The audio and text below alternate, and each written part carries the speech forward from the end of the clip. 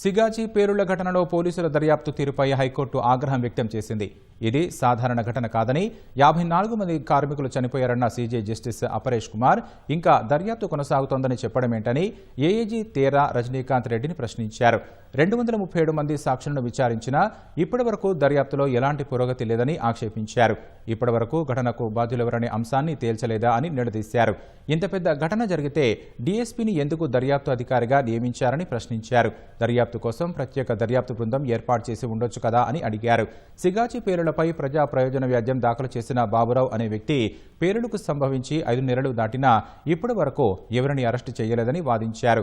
నిపుణుల కమిటీ సైతం పరిశ్రమలో నిర్వహణ లోపాలున్నాయని తేల్చిందని వివరించారు. నిబంధనలకు విరుద్ధంగా 17 టన్నుల సోడియం క్లోరైడ్ నిల్వ చేశారని కమిటీ గుర్తించిందన్న పిటిషనర్ తరపు న్యాయవాది పేలుడు తీవ్రతకు 8 మంది శరీరాలు ఆనవాళ్లు లేకుండా కాలిపోయాయని వివరించారు. నిపుణుల కమిటీ నివేదిక ఆధారంగా ప్రభుత్వం తగిన చర్యలు తీసుకుంటుందని ఏఏజీ వివరించగా పోలీసు దర్యాప్తు నివేదిక సమర్పించాలని ఏఏజీని హైకోర్టు ఆదేశించింది. తదుపరి విచారణ వచ్చే నెల 9కి వాయిదా వేసింది.